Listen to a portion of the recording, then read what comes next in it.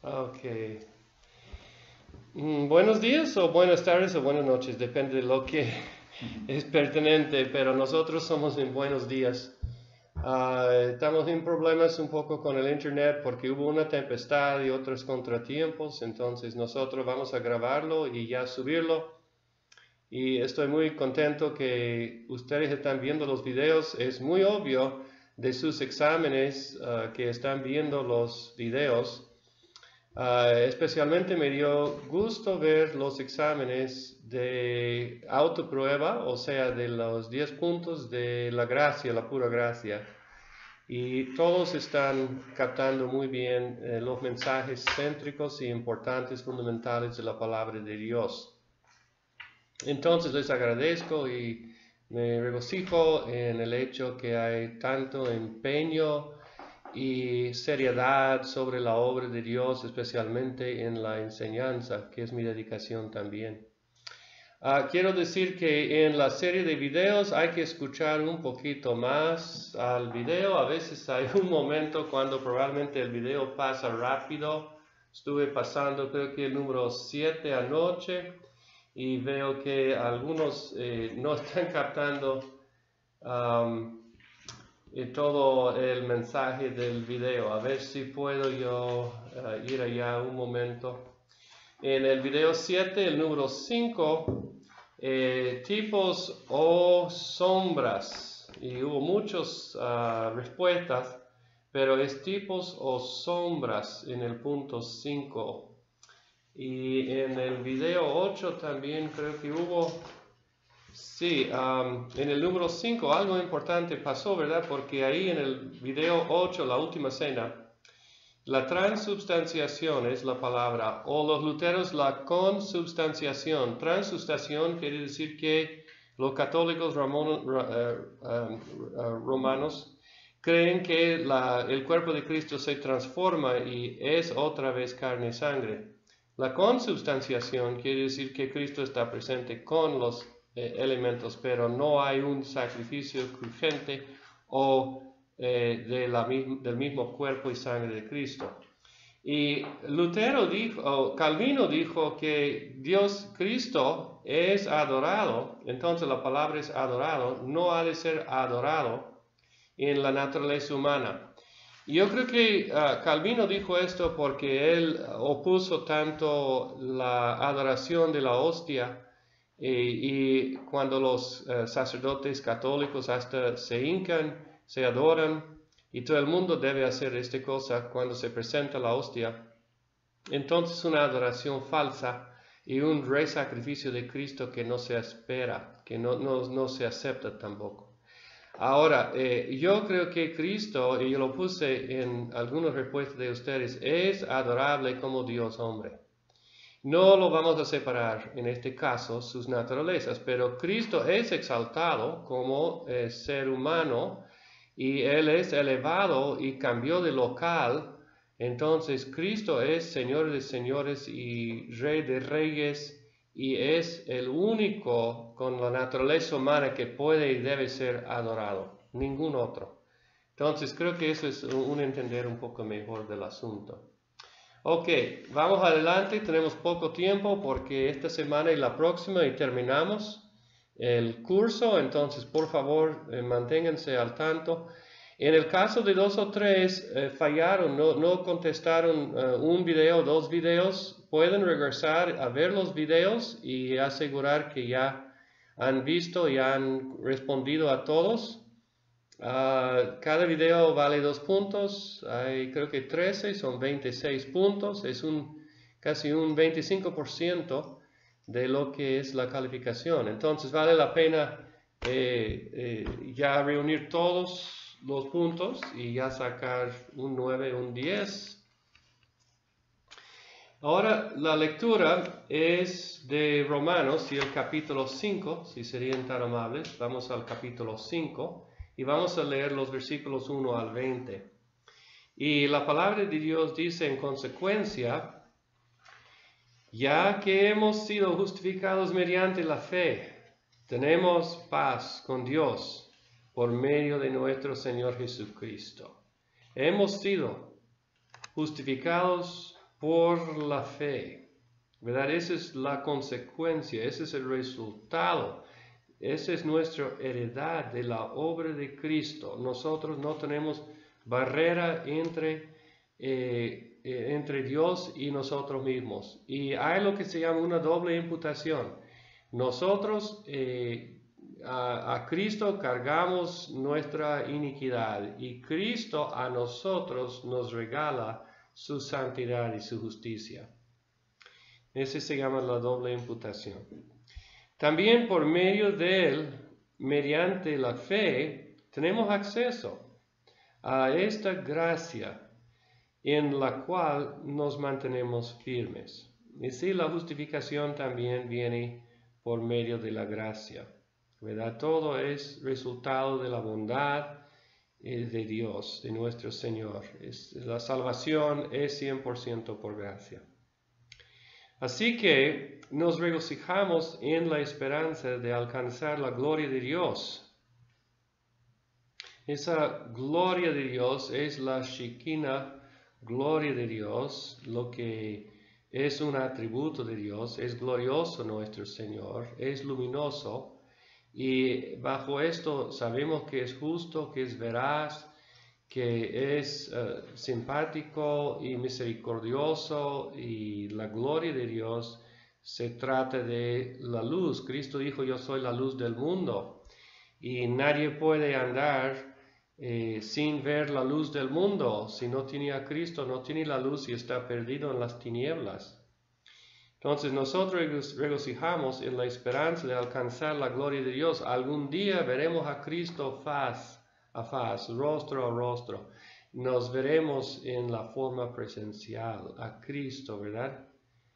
Nadie puede aguantar la luz directa de Dios, porque nuestro Dios es un fuego consumidor, y nosotros, por nuestra pequeñez y dependencia, imposible que aguantemos la pura gloria y la luz de Dios. Y no solo en esto, también en nuestros sufrimientos, porque sabemos que el sufrimiento produce perseverancia, y la perseverancia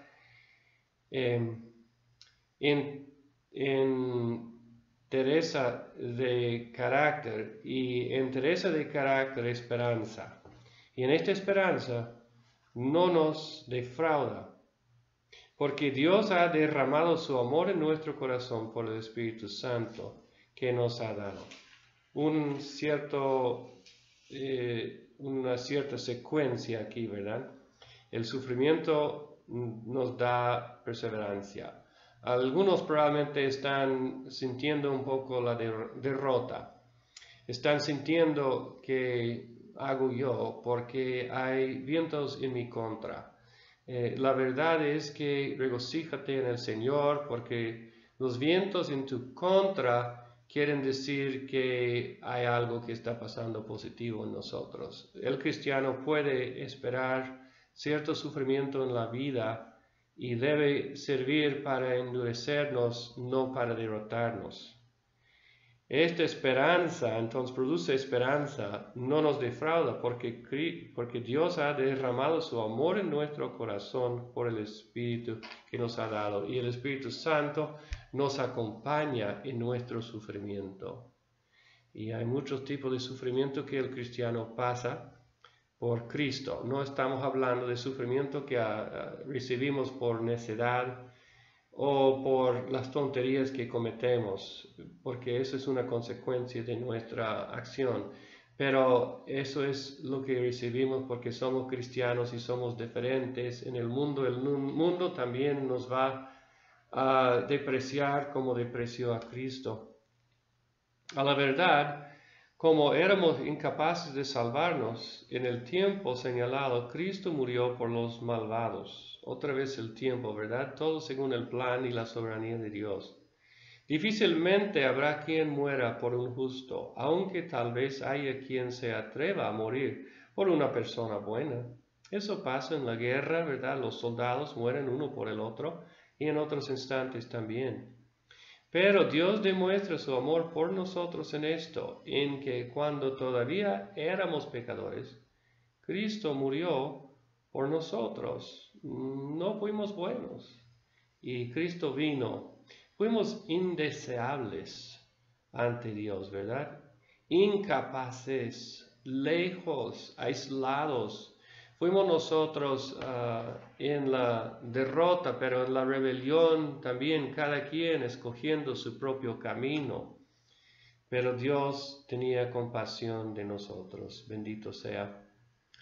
Y ahora que hemos sido justificados por la sangre, por su sangre, con cuánta más razón por medio de él seremos salvados del castigo de Dios.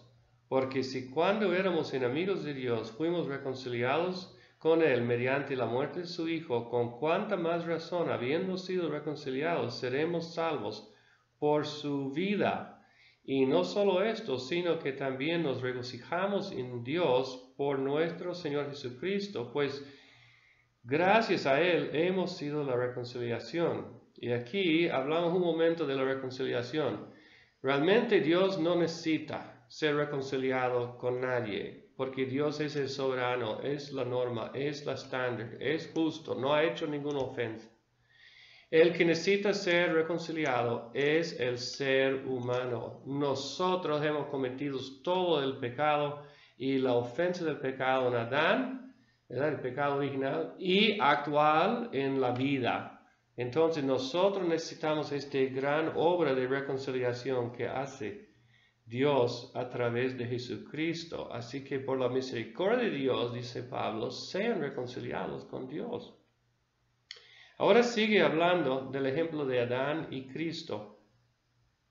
Por medio de un solo hombre, el pecado entró en el mundo. Y por medio del pecado entró la muerte.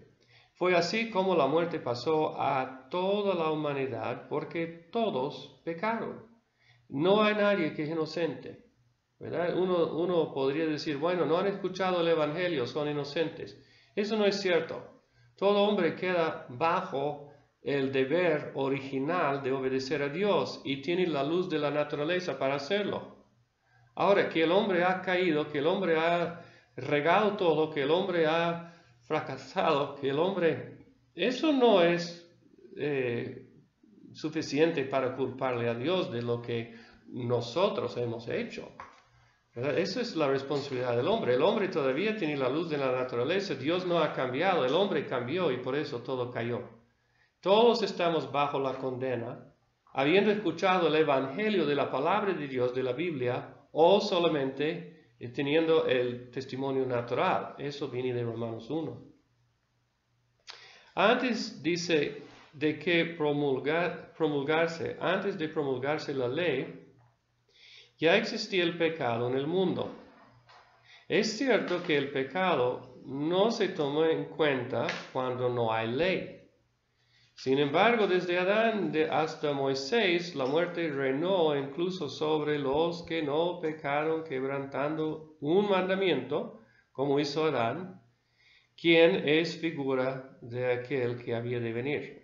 Otra vez regreso a Romanos 1 y 2 y digo, cuando Pablo dice que cuando es cierto que el pecado no se toma en cuenta cuando no hay ley. La verdad de las cosas es que siempre hay ley.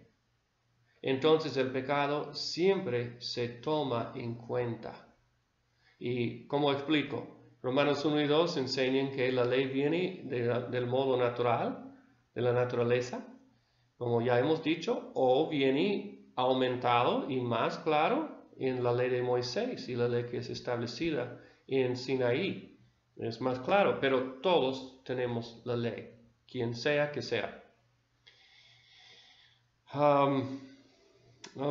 Pero la transgresión de Adán no puede compararse con la gracia de Dios. Pues si por la transgresión de un solo hombre murieron todos, cuanto más el don que vino por la gracia de un solo hombre, Jesucristo, abundó para todos. Hay dos formas de entender esto. que es cierto que todos morimos por el castigo de Adán. Eso sí, y estamos contaminados y nosotros somos cómplices en esta caída y este complot contra el plan de Dios. Pero aquí dice que todos, un solo hombre, Jesucristo, abunda para todos. Ahora, eso no puede significar la salvación universal, porque la Biblia en muchas partes enseña que la salvación no es universal, es para todos los que creen en el Señor, y también son apartados según el plan de Dios. Entonces, no puede ser la salvación universal. Puede ser que haya una expiación universal para todos y los que quieren se aprovechen. Esa sería la respuesta arminiana. No lo creo. Viendo aquí en Romanos, interpretándolo de Romanos, creo que este segundo todos es una referencia a los judíos y a los gentiles, los que Dios ha llamado. Eso es para entender el mensaje de Romanos. Recordamos que Romanos a veces habla a los judíos, a veces a los gentiles, a veces a ambos. Entonces creo que esa es la salvación abundó por Cristo para todos, eso es decir, gentiles y también judíos. Entonces sigue diciendo, tampoco se puede comparar la dádiva de Dios con las consecuencias del pecado de Adán, el juicio que lleva a la condenación por resultado de un solo pecado, pero la dádiva que lleva a la justificación tiene que ver con una multitud de transgresiones. Pues si por la transgresión de un solo hombre reinó la muerte, con mayor razón los que reciben en abundancia la gracia y el don de la justicia reinarán en vida por medio de un solo hombre que es Jesucristo. Adán cayó por un solo pecado, pero esto abrió un diluvio, un regadazo, y los pecados ahora fluyen del corazón. Algunos nomás piensan en maquinaciones y formas de pecar, y todos nosotros carecemos de perfección y pecamos. Pero la justificación de Cristo es mayor porque perdona todos los pecados que hemos cometido y nos pone en una situación de justicia y perfección con Dios. Él no nos condena por su santa ley, por un solo hombre, Jesucristo. Ese es el poder de la muerte de Cristo, la expiación vicaria. Por tanto, así como una sola transgresión causó la condenación de todos, hablando aquí de todos, siendo judíos y griegos, y pues de todos, de todo el mundo, también un solo acto de justicia produce la justificación que da vida a todos, judíos y gentiles. Porque así como por la desobediencia de uno solo, muchos fueron constituidos pecadores, eso es, todos fuimos constituidos pecadores, también por la obediencia de un solo, muchos serán constituidos justos. Entonces, otra vez estoy viéndolo como la condenación es universal a todos, pero la justificación es para todos los que creen en el Señor Jesucristo solamente y los que confiesan sus pecados. En lo que atañe la ley, esta intervino para que aumentara la transgresión. Pero allí donde abundó el pecado, sobreabundó la gracia. No hay derrota para el creyente, porque la gracia gana. Ahora, algunos dicen que el amor gana, eso es cierto, pero prefiero decir la gracia gana, y dentro de la gracia está el amor de Dios. A fin de que, si como reinó el pecado en la muerte, reine también la gracia, que nos trae justificación y vida eterna por medio de Jesucristo nuestro Señor. La justificación. Ese es el tema de este capítulo 5, la justificación. Y sigue Pablo hablando más de la justificación en el capítulo 6. Pues que sea útil y que el Señor sea alabado por esta lectura y meditación en la palabra. Oremos. Padre Santo, te damos gracias porque Cristo es nuestro Redentor y nos ha justificado de cualquier pecado que hayamos cometido, y confiamos en Él y confiamos en ti y en tu palabra, porque para nosotros esto es vida. Y te damos gracias en este buen día, en el nombre de nuestro Hijo, de su Hijo, nuestro Redentor Jesucristo, oramos. Amén. Ok, hermanos, vamos adelante a repasar la tarea que tenemos a mano. Y la tarea era, creo que Berkhof, y nosotros estudiamos, creo que Berkhof y también un video, si no estoy equivocado.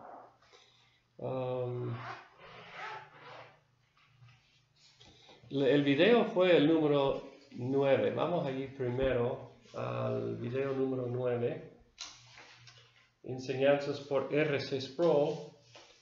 Y veo que ustedes están captando muy bien los videos.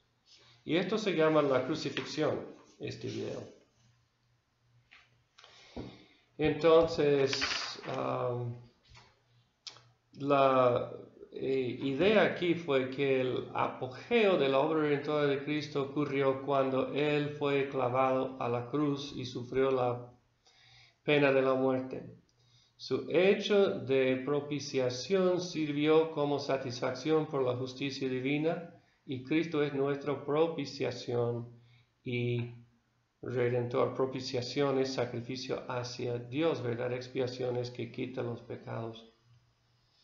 Entonces, el Dr. Sproul está enseñando aquí la palabra propiciación y redentor. Eso es el punto de lo que él enseña. Entonces, habla en el contexto de los judíos, ¿verdad?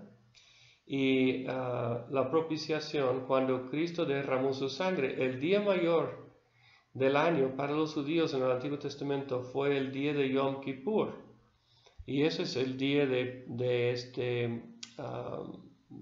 perdón, de expiación. Hoy en día los judíos siguen celebrándolo nomás, y es un día donde ellos piden perdón a sus hermanos por las fallas que han cometido. Es más bien de buenas obras hoy en día.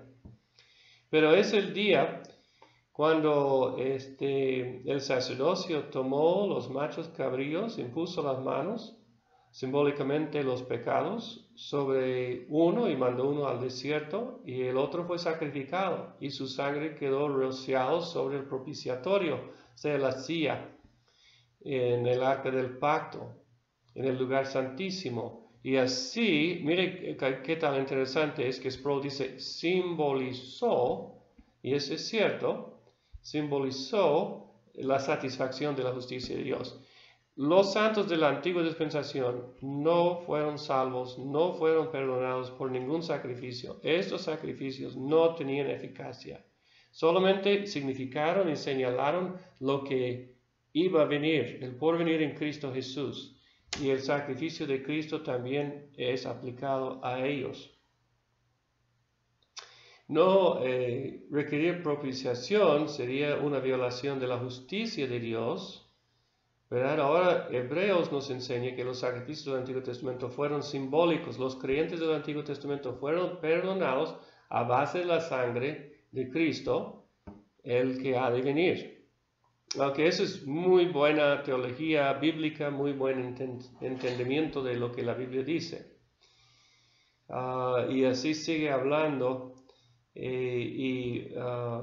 Nuestro pecado fue imputado para que seamos bendecidos, y la palabra tetelesta es consumado es. Y luego tiene las preguntas que hay que contestar. Lee, compara Isaías 52 y Mateo 27, ¿cómo nos ayuda? ¿Verdad?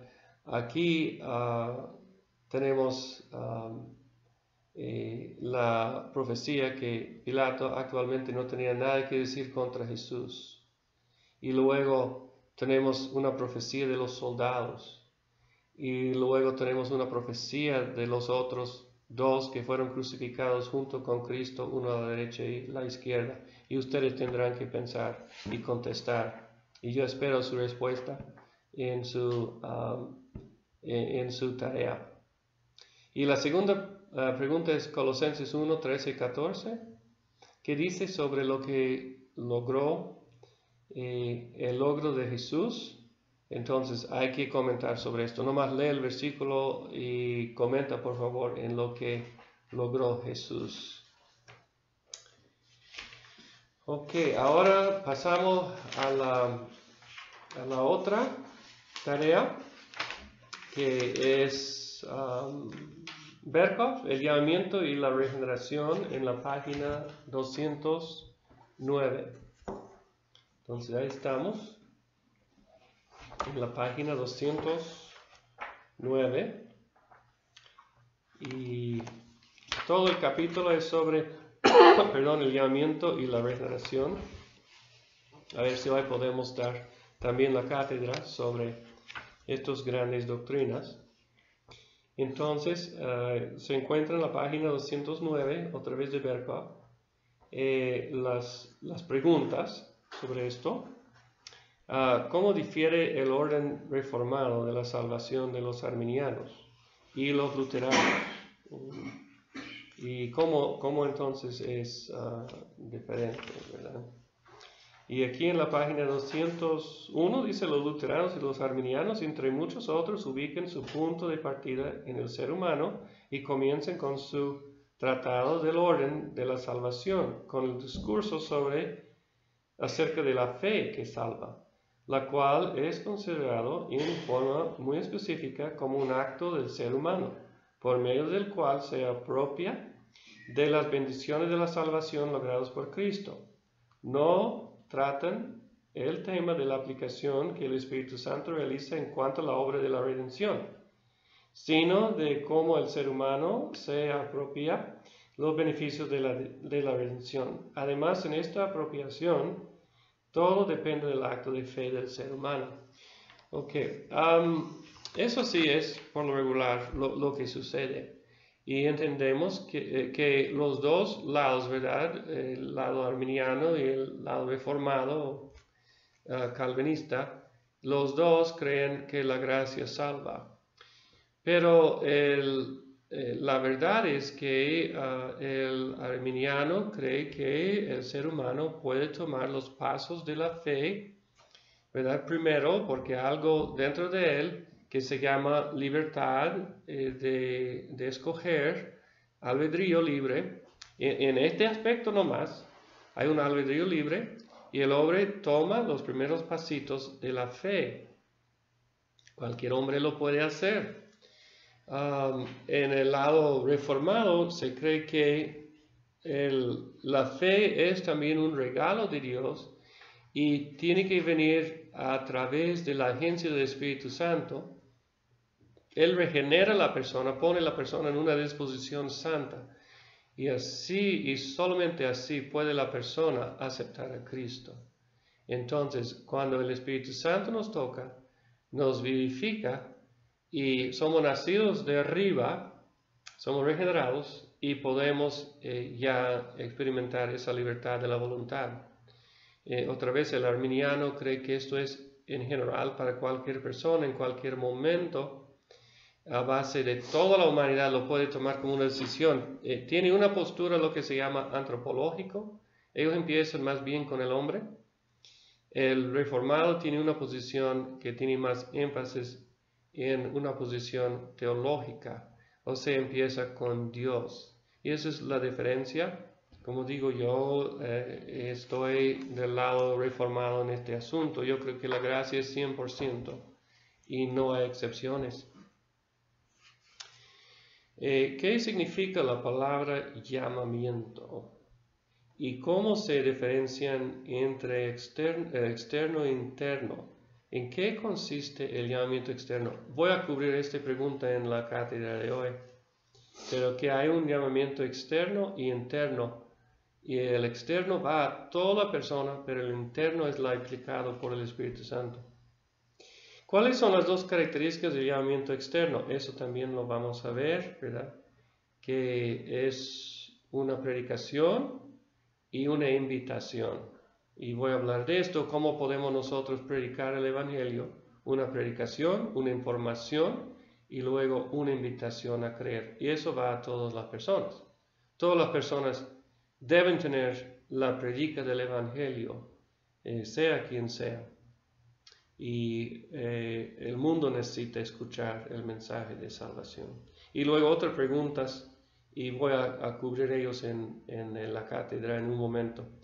¿Qué diferentes significados posee la palabra regeneración? Eso también, ¿verdad? La regeneración. ¿Qué es la regeneración en el sentido restringido de la palabra? ¿En qué consiste el cambio obrado en la regeneración? Entonces, aquí tenemos, ¿verdad?, una discusión sobre la palabra regeneración, nacer de nuevo, nacer de arriba, todo esto, ¿verdad?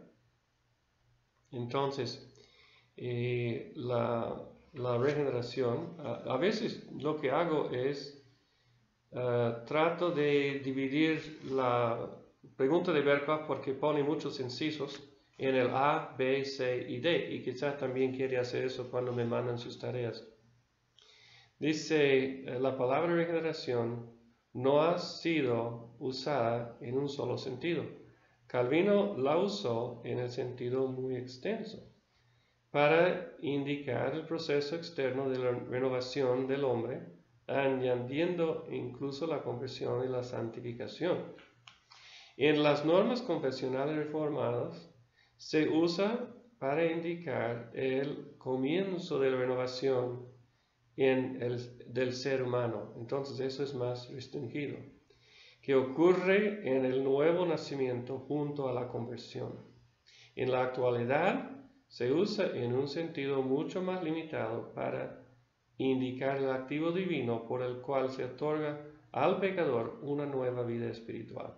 Entonces, esa es la forma más común que usamos la palabra regeneración, y no necesariamente relacionados con la santificación y la justificación, sino con el principio de la vida.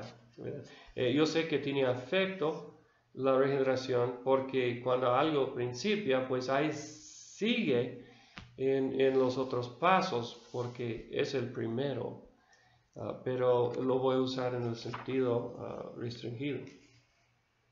Ok, luego habla del orden relativo al llamamiento y regeneración, y eso es también una pregunta, si hay de veras un orden salutis, o a veces si hay las etapas que como traslapen, como que van uno con el otro y se unen, y eso es cierto, y aquí vamos a hablar de este asunto.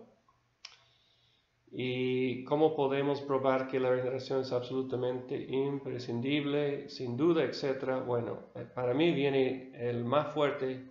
Hay varios pasajes, y Berkhoff lo menciona, pero hay que ser nacido de nuevo en Juan 3, con Nicodemo, porque es improbable que la palabra sea usada como un instrumento de la regeneración, que enseña, ok, entonces puedes ver y entender eso.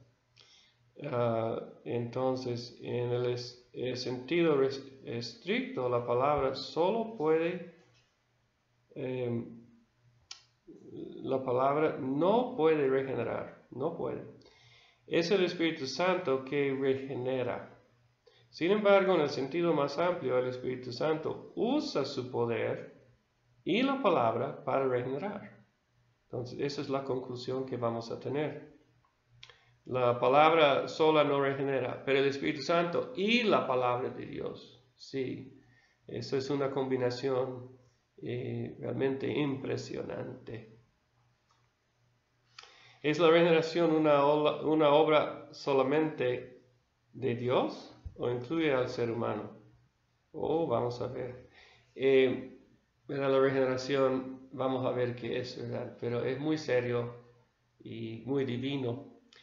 ¿Quiénes enseñan la regeneración bautismal? Esto es una doctrina católica romana y también lo vamos a platicar más tarde. Yo espero que esta tarea sea de beneficio y bendición para ustedes. Berkhoff es un poco metódico, pero a mí me agrada la forma que él usa, porque creo que nos da una muy buena enseñanza, fuerte y ordenado, pero a veces es un poco metódico. Yo entiendo esto, ¿verdad? Todos necesitamos aprovecharnos del método de la enseñanza. Ok, ahora vamos a pasar a hablar del tema de hoy. Y el tema de hoy viene siendo ya en la 7ª semana. Recuerda que esta semana y la próxima ya se acaba el curso. Y la directora me dijo que tengo que entregar calificaciones muy rápido. Entonces, por favor, ayúdame a tener todo listo. Yo quiero dar muchos 9 y 10. Es lo que yo quiero dar. Y esta clase es por excelencia. Entonces, por favor, ayúdame a dar estas buenas calificaciones que demuestran que somos obreros aprobados de Dios también. Entonces, hoy vamos a hablar de la unión mística, el llamamiento y la regeneración. Hay mucho que hablar hoy en día y vamos a ver si el Señor nos da licencia para terminar todo este tema. Nosotros el otro día terminamos hablando de la gracia común, ¿verdad? Y dimos una buena, amplia entendimiento de la gracia común, que básicamente es que Dios, por su amor, bendice a todo el mundo. Les da las evidencias de quién es Él y qué ha hecho por ellos. Es bondadoso y dijimos en muchas formas, ¿verdad? Que Él demora la sentencia del pecado, que Él frena el pecado, ¿verdad? Él da bendiciones naturales. Esas son las 3 cosas que hace. Él demora la sentencia, ¿verdad? Dios está aguantando porque tiene una gran familia a que reunir a Él. Él está frenando el pecado por los castigos naturales que siguen por adelante y por el conocimiento general que tiene el ser humano, que no debe andar en el pecado. Las consecuencias son tremendas. Y por otra parte da bendiciones naturales. Y esto sería del sol, de la lluvia, del arte, de la bien cívica. Todas estas bendiciones Dios culmina sobre el ser humano. Entonces la civilización, hermanos, puede seguir por adelante, ¿verdad? Y eso es parte de la gracia común. Entonces, la gracia común no tiene que ver con la salvación. Esto es muy importante. La gracia común es una cosa y la gracia especial en cuanto a la salvación es otra cosa. Que una persona recibe gracia común no quiere decir que recibe la salvación. Pero todos los que somos salvos también gozamos de la gracia común. Pero la gracia común no es un eslabón entre la gracia salvífica y la gracia misma que todo ser humano disfruta. La gracia especial es don de Dios, especial de Dios. Ok, ahora entramos en lo que es la unión mística. Y si ustedes recuerdan, hace tiempo nosotros en el pizarrón pusimos un pentágono y en el centro puse la unión mística con Cristo. Ahora, la Iglesia Católica habla mucho de la unión mística, el misticismo, y ha escrito obras sobre los grandes místicos. Hubo una Santa Teresa de la Cruz y también uno que se llama Juan, no me acuerdo su otro título, pero un Juan, y ellos pensaron que, y hubo diferentes místicos, Sor Juana Inés también, fama de Octavio Paz. Sor Juana Inés era una mística. Lo que ellos dijeron es que hay que entrar en la casa de Dios y pasar por diferentes salas, y uno entra en la intimidad con Dios cuando experimenta un éxtasis o una experiencia sobrenatural. Y esto sería por disciplinas. San Ignacio de Loyola también habló de eso en sus ejércitos, en sus ejercicios del soldado de Jesús, los jesuitas. Eso es lo que es para ellos una unión mística, es una experiencia emocional más que nada, donde la mente está llevada a un cierto éxtasis y se pierde, ¿verdad? Casi la conciencia, etc. Quiero decir que toda religión pagana experimenta este tipo de éxtasis también, euforia, ¿verdad? Y un escape de las penas y ayes de este mundo. Pero esto no es la unión mística con Cristo. La Biblia nos dice que Cristo es el novio de la iglesia, Él es la cabeza, todo el organismo depende de Él, de la cabeza. Así que tenemos esa unión con Cristo y está efectuado en la forma misteriosa. Se trata de la organización o del organismo de la iglesia, ¿verdad? O sea, el versículo clave para la unión mística es Juan 15:5. Yo soy la vid y ustedes son los pámpanos o las ramas. La naturaleza de la unión mística tiene que ver con nuestra unión con Cristo. No es primeramente por fe que el hombre contribuye, ¿verdad? Sino la unión mística cae bajo la soberanía de Dios y la obra de Dios primero. Significa que hay un consejo de la redención, que Dios nos unió con Cristo desde la eternidad. Nosotros estamos escondidos en Cristo, en el plan eterno de Dios, Efesios 1:9. En el amor de Dios, y que en la historia Cristo realizó la obra de la unión mística, Hebreos 2:14 y 15. Entonces tiene un fundamento histórico en la hondura de la eternidad y tiene un fundamento en la realidad, en la actualidad con Cristo. Cristo para nosotros, Romanos 5:12, reemplazó a Adán y nosotros ahora somos más bien de la familia de Cristo y lo que pasó mal con la familia de Adán ha sido abrogado.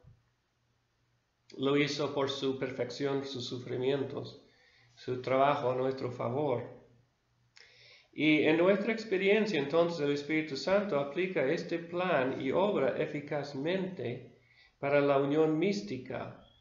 14 de Juan, yo enviaré al Espíritu Santo, el consejero que les va a dirigir en toda la verdad. ¿Qué son algunas características de la unión mística? Número 1, es orgánica, ya lo he dicho, somos partes del organismo de Cristo, su cuerpo. Efesios 1, 22 y 4, 14, 15 y 16. Es orgánico. Número 2, es vital. Es vital. Tenemos la unión con Cristo, la vida con Cristo, ¿verdad? Es vital. Hemos sido resucitados con Él. Romanos 8, 9 y 10. Es también mediada por el Espíritu Santo. El Espíritu Santo nos hace eficaz esta unión. Romanos 8, 9, 1 de Corintios 12, 12 al 18. Es mediada. Es recíproca en este sentido. El creyente responde por fe.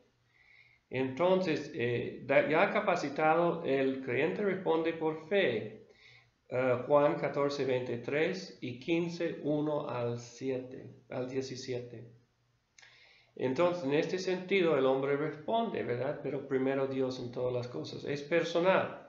Cada quien personalmente tiene que entrar en esta reunión. No puede hacerlo por grupo, no puede hacerlo vicariamente por su abuelito, por su nieto, por su hijo, etc. Tiene que hacerlo personalmente. Gálatas 2:20. Es transformador y renovadora a la imagen de Cristo. Gálatas 2:20, 2 de Corintios 3:18. Es transformadora y renovadora. Legalmente es dependiente. La unión espiritual se basa solamente en la unión legal que tenemos en Cristo. Romanos 4, 4 al 8. Y últimamente es amistosa con Cristo. Somos hechos amigos con Cristo. Juan 15:15. Y Romanos 6, 5 y 8. Ahora, otra vez mencioné que hay diferentes errores en cuanto a la unión mística.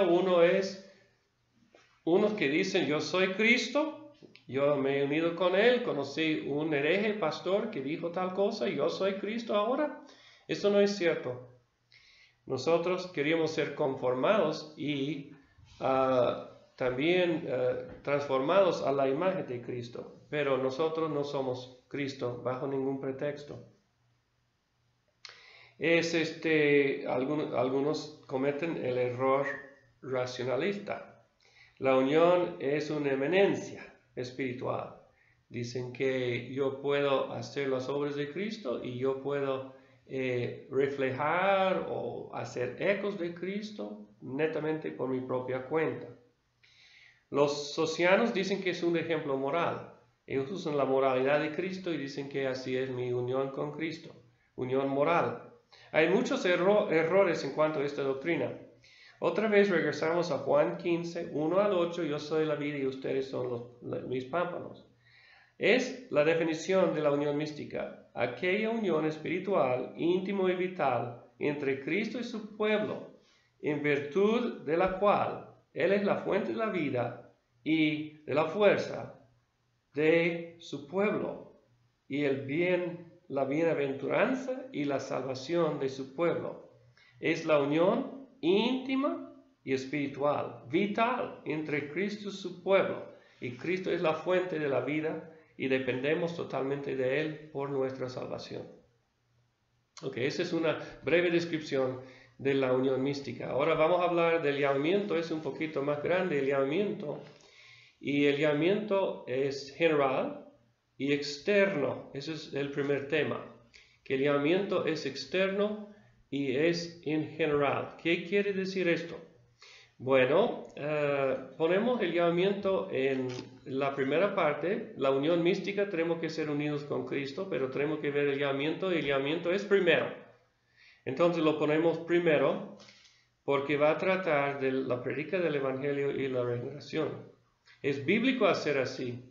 Primero los huesos secos tuvieron que escuchar la palabra de Dios y recibir el aliento de vida, Ezequiel 37. En la conversión de Lidia, Hechos 16, ella escuchó primero la palabra. También Santiago 1, 18, Romanos 10, 11 al 16. ¿Cómo van a escuchar? ¿Cómo van a saber si no escuchan la palabra de Dios, la predica de Dios? Hay que mandar los pastores y los predicadores.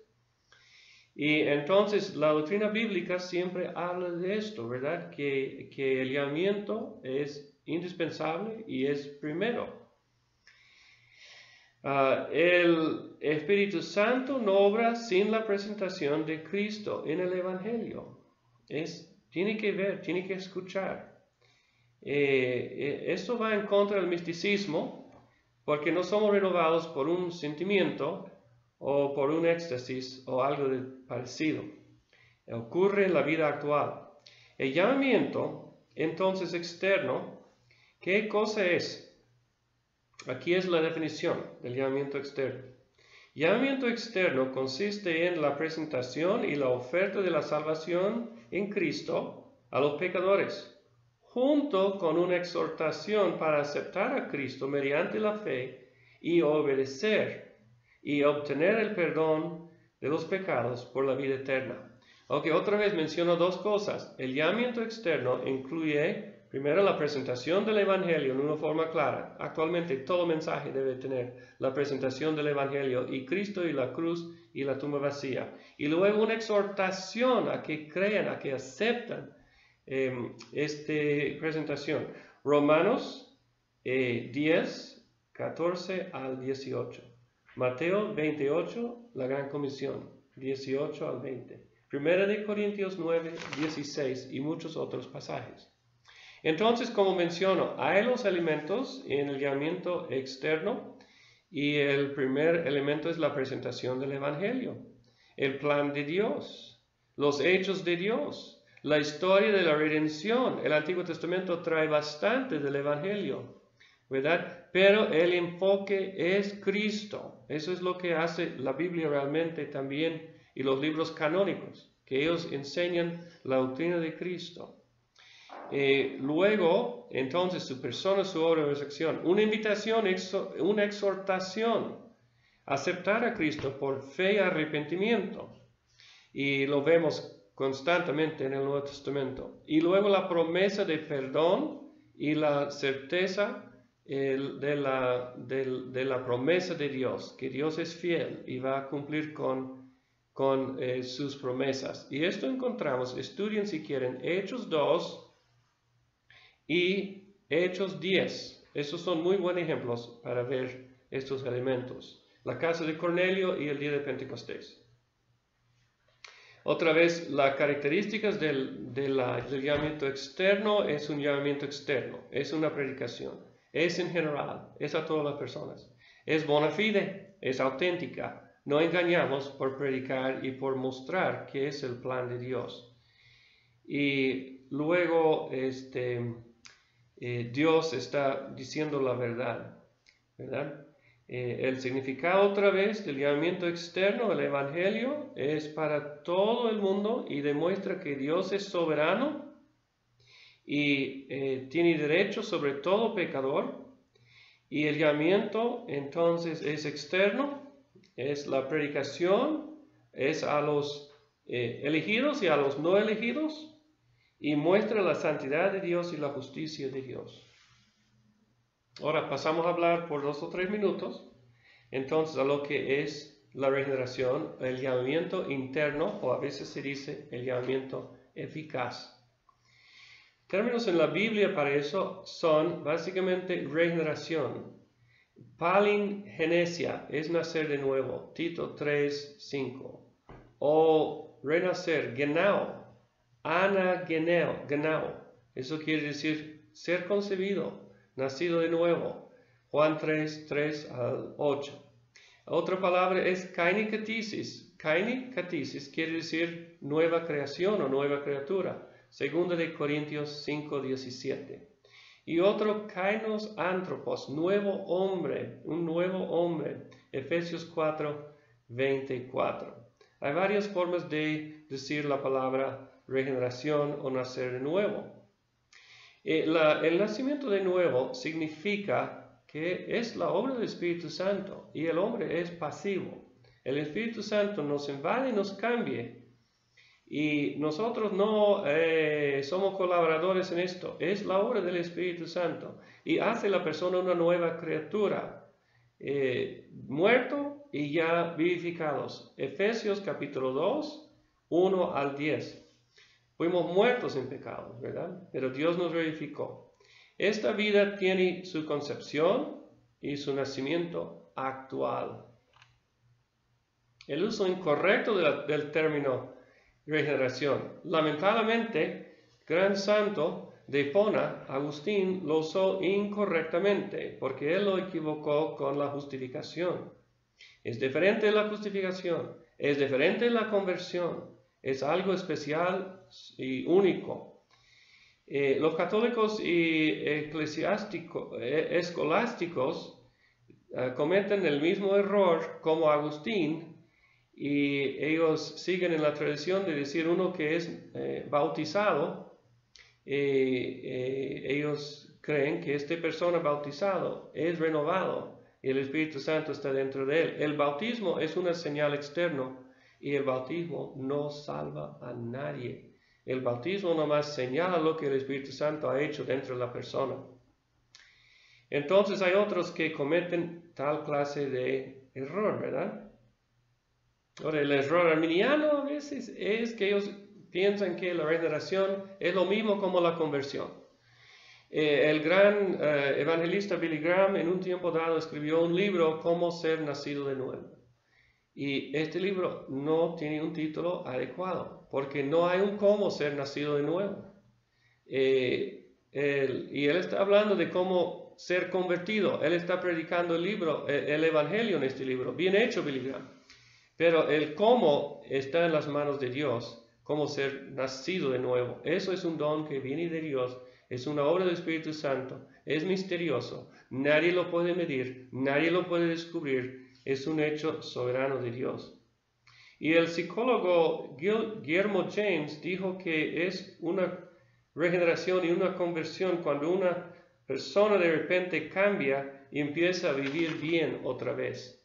Eso es una ética, eso no es una regeneración sincera. Lo mismo con Schleiermacher y la teología ancha. Ellos creen que es una reconcientización. El hombre tiene un encuentro, tiene una crisis y luego se cambia. Y ellos dicen que ese es un cambio de carácter y ética, es una regeneración. Falso, falso, falso. La regeneración es la obra del Espíritu Santo cuando Él viene y cambia a la persona en el sentido que su disposición ahora es santa y Él puede proceder y hacer su decisión por Cristo. Voy a decir la definición de la regeneración. Es aquel acto de Dios, el Espíritu Santo, por medio del cual Dios implanta el principio de la vida nueva, espiritual, en la persona. Es una implantación del principio de la vida nueva en nosotros y mediante ese don, el principio de la vida nueva entra por primera vez en acción y nuestra disposición ahora es santa, no es desviada. Entonces, esa es una definición de la regeneración. Quizá quiere escucharlo 2 veces. Puede repetir en el video para escucharlo otra vez. Algunas cosas es por la voluntad de Dios, no la humana. El hombre es totalmente depravado, no puede, es incapacitado. Romanos 1:8. 1 y 2, Romanos 3, 9 a 18, Juan 3, 5 y muchos otros pasajes. Es la obra de la santa, es una santa obra del Santo Espíritu. El Santo Espíritu o el Espíritu Santo trabaja en nosotros, en el corazón y acondiciona a nosotros espiritualmente. Ezequiel 37 y Hechos 16, 14. El Espíritu Santo trabaja por la Biblia y por la palabra como se predica. 1 Timoteo 1:23, Santiago 1:18. Pero Él utiliza la palabra como un medio de gracia para lograrnos. Es indispensable la palabra de Dios predicada, ¿verdad? Los sacramentos también son medios de gracia, pero son secundarios, apoyan la palabra. La palabra es sin par. Y es absolutamente necesario ser regenerado o ser nacido de nuevo. Juan 3:3.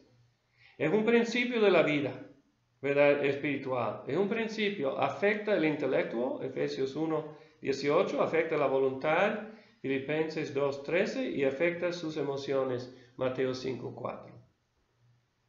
Ocurre en la subconsecuencia, en la subconsciencia. Muchas veces ni sabemos lo que está pasando, pero Dios sabe lo que está haciendo a nosotros. Es misterioso. Y está relacionado con el llamamiento externo, Romanos 10:14, ¿verdad? Cuando escuchamos la predicación, la indicación de Dios, Dios abre el corazón, como hizo con Lidia, y la persona procede, ¿verdad?, hacia la conversión. Pues gracias, hermanos, por escucharme. No podemos escuchar preguntas hoy porque el internet no sirve muy bien esta mañana, pero nosotros hemos grabado y hemos puesto a su consideración esta pequeña cátedra y que el Señor les bendiga a todos en este esfuerzo. Amén.